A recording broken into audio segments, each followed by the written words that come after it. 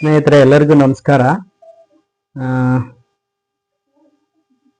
ಕಾರಂತದ್ವಯರ ಅಪೂರ್ವ ಸೃಷ್ಟಿ ಚೋಮನದುಡಿ ಸಿನಿಮಾ ತೆರೆಕೊಂಡು 50 ವರ್ಷವಾದ ಈ ಸಂದರ್ಭದಲ್ಲಿ ನಾವು ಗೌರವಿಸುವಂಥ ಬರಹಗಾರರಾದಂಥ ರಘುನಾಥ್ ಚಹಾ ಅವರು ಒಂದು ಮುಖ್ಯವಾದಂಥ ಲೇಖನವನ್ನ ಬರೆದಿದ್ರು. ಆ ಲೇಖನ ತುಂಬಾ ಜನರನ್ನ ಕಾಡಿದೆ. ನನ್ನಂತೂ ತುಂಬಾ ಗಾಢವಾದಂತ ಆಲೋಚನೆಗೆ ಹಚ್ಚಿದ ಲೇಖನ ಅದು. ಆ ಲೇಖನವನ್ನ ಓದೋ ಪ್ರಯತ್ನವನ್ನ ನಾನೀಗ ನಿಮ್ಮ ಮುಂದೆ ಮಾಡ್ತಿದ್ದೇನೆ.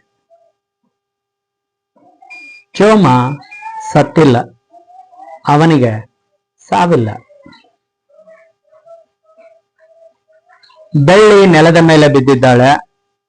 ಅವಳ ತಮ್ಮ ಕಾಳ ಅಕ್ಕನನ್ನೊಮ್ಮೆ ಅಪ್ಪನನ್ನೊಮ್ಮೆ ಅಸಹಾಯಕತೆಯಿಂದ ನೋಡುತ್ತಿದ್ದಾನೆ. ಮಕ್ಕಳೊಂದಿಗಿನ ಸಂಬಂಧ ಕಡಿದುಕೊಳ್ಳುವುದರ ಜೊತೆಗೆ ತನ್ನ ಜೀವದ ಭಾಗವಾದ ಎತ್ತುಗಳನ್ನೂ ಚೋಮ ಬಿಟ್ಟುಕೊಟ್ಟಿದ್ದಾನೆ. ನೇಗಿಲನ್ನು ಮುರಿದು ಬೆಂಕಿ ಇಟ್ಟು ಗುಡಿಸಲ ಒಳಗೆ ಹೋಗಿ ಬಾಗಿಲು ಹಾಕಿಕೊಳ್ಳುತ್ತಾನೆ. ಒಳಗಿನಿಂದ ದುಡಿಯ ದನಿ. ಸ್ವಲ್ಪ ಸಮಯದಲ್ಲಿ ಆ ದನಿಯೂ ನಿಲ್ಲುವುದು. ದುಡಿ ಹಾಗೂ ಚೋಮನ ಹೃದಯ ಭಿನ್ನವಲ್ಲ. ದುಡಿಯ ದನಿ ನಿಲ್ಲುವುದರೊಂದಿಗೆ ಚೋಮನ ಹೃದಯವೂ ಸ್ತಬ್ಧ. ಎಲ್ಲವೂ ಕತ್ತಲು ಕತ್ತಲು. ಇದು 50 ವರ್ಷಗಳ ಹಿಂದೆ ತೆರೆಕಂಡ ಚೋಮನದುಡಿ ಸಿನಿಮಾದ ಅಂತ್ಯ. ಚೋಮನೇನೋ ಕೊನೆಯುಸಿರೆಳೆದ. ಆದರೆ ಅವನ ಮಕ್ಕಳ ಪಾಡೇನು? ಬೆಳ್ಳಿ ಏನಾದಳು? ಅವಳ ತಮ್ಮ ಕಾಳ ಏನಾದ? ಸಿನಿಮಾ ಚೌಕಟ್ಟನ್ನು ಮೀರಿ ನೋಡಿದರೆ ಚೋಮ ಸತ್ತ ಎನ್ನುವುದೇ ಒಂದು ಸುಳ್ಳು. ಚೋಮ ಯಾಕೆ ಸತ್ತಿಲ್ಲ ಎಂದು ನಿರ್ಣಯಿಸುವುದಕ್ಕೆ ಮೊದಲು ಚೋಮನ ಹುಟ್ಟು ಮತ್ತು ಬದುಕನ್ನು ತಿಳಿಯಬೇಕು. ಈ ಚೋಮ ಹುಟ್ಟಿದ್ದು 1931ರಲ್ಲಿ. 9.5 ದಶಕಗಳ ಹಿಂದೆ ಶಿವರಾಮ ಕಾರಂತರು ಬರೆದ ಚೋಮನದುಡಿ ಕಾದಂಬರಿ ಮೂಲಕ. ಈ ಚೋಮನ ಕಥನ ಬಿ.ವಿ. ಕಾರಂತರ ನಿರ್ದೇಶನದಲ್ಲಿ ಸಿನಿಮಾ ಆಗಿ 1975ರಲ್ಲಿ ತೆರೆಕಂಡಿತು. ಸಂಸ್ಕಾರ ಸಿನಿಮಾ ನಂತರ ಕನ್ನಡ ಚಿತ್ರರಂಗಕ್ಕೆ 2ನೇ ಸ್ವರ್ಣಕಮಲ ತಂದುಕೊಟ್ಟಿತು. ದೇಶದ ಅತ್ಯುತ್ತಮ ಸಿನಿಮಾಗಳಲ್ಲೊಂದಾದ ಚೋಮನದುಡಿ ದಲಿತ ಪ್ರಜ್ಞೆಯನ್ನೊಳಗೊಂಡ ಯಾವುದೇ ಭಾಷೆಯ ಅತ್ಯುತ್ತಮ ಸಿನಿಮಾಗಳ ಜೊತೆ ನಿಲ್ಲುವಂಥದ್ದು. ಚೋಮನಿಗೆ ಇದ್ದುದು ಒಂದೇ ಕನಸು, ತುಂಡು ಭೂಮಿಯನ್ನು ಹೊಂದುವುದು. ಸಾಯೋದರೊಳಗೆ ತನ್ನದೇ ಒಂದು ತುಂಡು ಗೇಣಿ ನೆಲ ಉತ್ತರೆ ಬದುಕಿಗೂ ಸಾರ್ಥಕ ಎನ್ನುವ ನಂಬಿಕೆ ಅವನದು. ಒಡೆಯರು ಒಂದು ಚೂರು ನೆಲವನ್ನ ಆ ಬಡವನಿಗೆ ಕೊಟ್ಟೇ ಕೊಡುತ್ತಾರೆ, ಹಾಗೂ ಹಾಗೆ ಕೊಡುವ ಮನಸ್ಸನ್ನು ಪಂಜುರ್ಲಿ ಕರುಣಿಸುತ್ತಾನೆ ಎನ್ನುವುದು ಚೋಮನ ಭರವಸೆ. ಆದರೆ ಚೋಮನಿಗೆ ಭೂಮಿ ದಕ್ಕುವುದಿಲ್ಲ.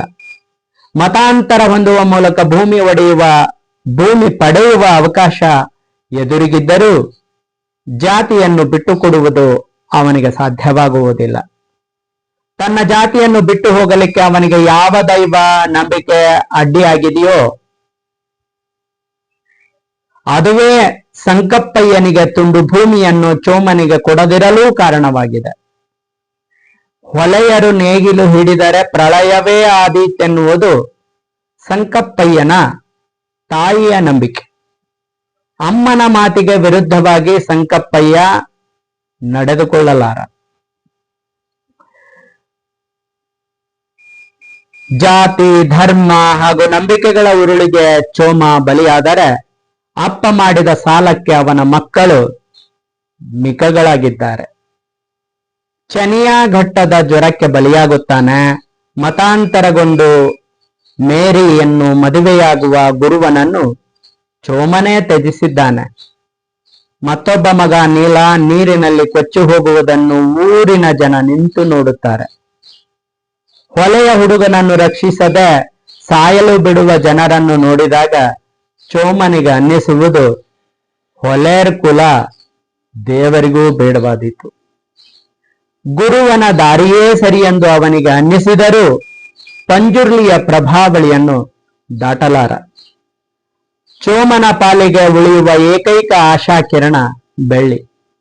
ಆದರೆ ಎಸ್ಟೇಟ್ ಮಾಲೀಕನ ಬ್ರಿಟಿಷ್ ಅಧಿಕಾರಿ ಹಾಗೂ ಅವನ ಕೈ ಕೆಳಗಿನ ರೈಟರ್ ಬೆಳ್ಳಿಯನ್ನು ಸುಲಿದು ಮುಕ್ಕಿದ್ದಾರೆ. ಮಗಳ ಬದುಕಿನ ದುರಂತ ತಿಳಿದ ನಂತರ ಚೋಮನಿಗೆ ಬದುಕಿನ ಎಲ್ಲ ಸಾಧ್ಯತೆಗಳು ಮುಚ್ಚಿ ಹೋಗಿ ಅವನ ಬದುಕು, ಅವನ ದುಡಿ ಎರಡೂ ಸ್ತಬ್ಧಗೊಳ್ಳುತ್ತವೆ.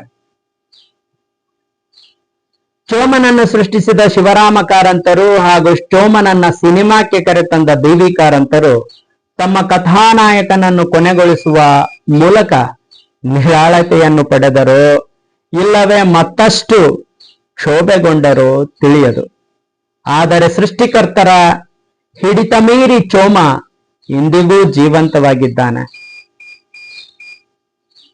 ಅವನಿಗೆ ಸಾವೆನ್ನುವುದೇ ಇಲ್ಲ.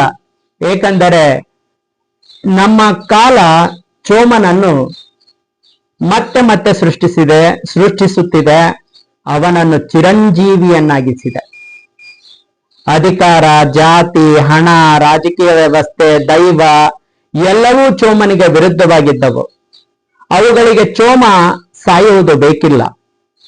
ಏಕೆಂದರೆ ಚೋಮನ ಸಾವು ಈ ಅನೈತಿಕ ವ್ಯವಸ್ಥೆಯ ಸಾವೂ ಹೌದು. ಚೋಮ ಜೀವಂತವಾಗಿದ್ದರಷ್ಟೇ ಇವುಗಳ ಅಸ್ತಿತ್ವ. ಹಾಗಾಗಿ ಒಬ್ಬ ಚೋಮ ಕೊನೆಯುಸಿರೆಳೆದರೂ ಅವನ ಜಾಗದಲ್ಲಿ ಅಸಂಖ್ಯ ಚೋಮರನ್ನ ಕಾಲ ಸೃಷ್ಟಿಸುತ್ತಿದೆ. ಚೋಮ ಜನಸಾಮಾನ್ಯರ ಪ್ರತಿನಿಧಿ. ದಲಿತ ಲೋಕ ಈಗ ದೊಡ್ಡದಾಗಿದೆ. ವ್ಯವಸ್ಥೆಯ ಕಪಿಮುಷ್ಟಿಯೂ ಬಲಗೊಂಡಿದೆ. ಶೋಷಣೆಯ ವರ್ತುಲದೊಳಗೆ ಚೋಮನಂಥ ಅಸಂಖ್ಯಾತರು ಪತರಗುಟ್ಟುವ ಅಸಹಾಯಕ ಹುಳುಗಳು. ಕಾಲಚಕ್ರದಲ್ಲಿ ಕೆಲವು ಚೋಮಂದಿರಿಗೆ ತುಂಡು ಭೂಮಿ ದಕ್ಕಿರಬಹುದು. ಆದರೆ ದೊರೆತ ಭೂಮಿಯನ್ನ, ಸೂರನ್ನ ಉಳಿಸಿಕೊಳ್ಳುವುದು ಸುಲಭವಲ್ಲ. ಅಧಿಕಾರ ಮತ್ತು ಧರ್ಮಗಳು ಬುಲ್ಡೋಜರ್ ರೂಪದಲ್ಲಿ ಕೆಲವರ ಮನೆಗಳ ಮೇಲೆ ದಾಳಿ ಮಾಡುತ್ತಿವೆ. ಭೂಮಿಯನ್ನು, ಸೂರನ್ನು ಕಳೆದುಕೊಳ್ಳುವವರೆಲ್ಲ ಚೋಮನ ಒಕ್ಕಲೇ ಆಗಿದ್ದಾರೆ. ಆ ಬುಲ್ಡೋಜರ್ ಸಂಕತನದಿಂದ ತನ್ನ ಆತ್ಮಸಾಕ್ಷಿ ಅಲುಗಾಡಿದೆ ಎಂದು ಸುಪ್ರೀಂ ಕೋರ್ಟ್ ಹೇಳಿದೆ. ಸುಪ್ರೀಂ ಕೋರ್ಟ್ ಆತ್ಮಸಾಕ್ಷಿಯ ಬಗ್ಗೆ ಮಾತನಾಡುವುದಕ್ಕಿಂತಲೂ ಮಿಗಿಲಾದ ವ್ಯಂಗ್ಯ ಮತ್ತು ಅಸಹಾಯಕತೆ ಮತ್ತೊಂದಿದೆಯೇ? ಚೋಮನ ದುಡಿ ಚೋಮನ ಕಥನ ಆಗಿರುವಂತೆಯೇ ಬೆಳ್ಳಿಯ ಕಥನವೂ ಹೌದು. ಚೋಮನ ಒಡಲುರಿ ಪ್ರಕಟಗೊಳ್ಳುವುದಕ್ಕೆ ದುಡಿಯಾದರೂ ಜೊತೆಗಿತ್ತು. ಬೆಳ್ಳಿಗೆ ಯಾವುದರ ಆಸರೆ? ಅವಳ ದುರಂತ ವರ್ತಮಾನದಲ್ಲೂ ದೇಶದ ಒಂದಲ್ಲ ಒಂದು ಭಾಗದಿಂದ ಅನುರಣನಗೊಳ್ಳುತ್ತಲೇ ಇದೆ. ಕುಡಿಯುವ ನೀರು, ದೇವರು, ಊರು, ಸೂರು, ಅಸ್ಪೃಶ್ಯತೆಯ ಆಚರಣೆಯ ಘಟನೆಗಳಿಗೆ ಕೊನೆ ಮೊದಲಿಲ್ಲ. 50 ವರ್ಷಗಳ ನಂತರವೂ ಚೋಮನ ದುಡಿ ನಮ್ಮ ಕಾಲದ ಕಥನವೆಂಬಂತೆ ಕಾಣಿಸುತ್ತಿರುವುದೇ ಚೋಮ ಚಿರಂಜೀವಿ ಎನ್ನುವುದಕ್ಕೆ ನಿದರ್ಶನದಂತಿದೆ.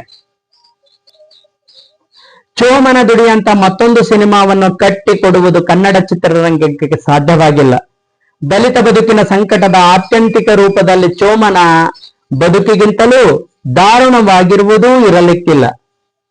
ದಲಿತ ಬದುಕಿನ ಅಧಿಕೃತ ದಾಖಲೆಯಂತಿರುವ ಚೋಮನ ಕಥನ ಜಾತಿ, ಧರ್ಮ, ರಾಜಕೀಯದ ಭ್ರಷ್ಟತೆಯ ಆತ್ಯಂತಿಕ ರೂಪದ ದಾಖಲೆಯೂ ಆಗಿದೆ. ಕಲುಷಿತಗೊಂಡ ಜಾತಿ, ಧರ್ಮ, ರಾಜಕೀಯ ವ್ಯವಸ್ಥೆಯ ವಿರುದ್ಧ ಕನ್ನಡದ ಕಲಾ ಜಗತ್ತಿನಲ್ಲೇ ಪ್ರತಿಭಟನೆ ಕಾರಂತದ್ವಯರ ಚೋಮನ ದುಡಿ. ಈ ಸೊಲ್ಲು ಅಸಹಾಯಕತೆಯಲ್ಲಿ ಕೊನೆಗೊಳ್ಳುತ್ತದೆಯಾದರೂ ಚೋಮನ ದುಡಿಯ ದನಿ ಸಾವಿಲ್ಲದ ನಾದವಾಗಿ ಜೀವಪರ ಮನಸ್ಸುಗಳನ್ನೆಲ್ಲ ವಿಷಣ್ಣಗೊಳಿಸುತ್ತಾ ತಬ್ಬಿಕೊಂಡಿದೆ. ಕನಿಷ್ಠ ಇಂಥದೊಂದು ಸೊಲ್ಲು ಜೀವಂತವಾಗಿದೆ ಎನ್ನುವುದಕ್ಕೆ ಆಶಾದಾಯಕ ಸಂಗತಿ ಎಂದು ಭಾವಿಸುವುದು ಕನಿಷ್ಠ ಇಂಥದೊಂದು ಸೊಲ್ಲು ಜೀವಂತವಾಗಿದೆ ಎನ್ನುವುದನ್ನೇ ಆಶಾದಾಯಕ ಸಂಗತಿ ಎಂದು ಭಾವಿಸುವಷ್ಟು ನಮ್ಮ ಕಾಲಘಟ್ಟ ದುರ್ಭರವಾಗಿದೆ. ಅಪ್ಪನ ಭೂಮಿಯ ಹಂಬಲವನ್ನು ಮಗಳು ಬೋಳು ಭ್ರಮೆ ಎನ್ನುತ್ತಾಳೆ. ಕಟ್ಟಕಡೆಯ ಮನುಷ್ಯ ಘನತೆಯ ಬದುಕಿಗಾಗಿ ಹಂಬಲಿಸುವುದು ಈಗಲೂ ಭ್ರಮೆಯೇ. ಚೋಮನ ದುಡಿ ನಮ್ಮೊಳಗಿನ ಹಾಗೂ ಹೊರಗಿನ ಒಳ್ಳುತನವನ್ನು ಬಯಲು ಮಾಡುವ ಕಲಾಕೃತಿ. ಧನ್ಯವಾದಗಳು.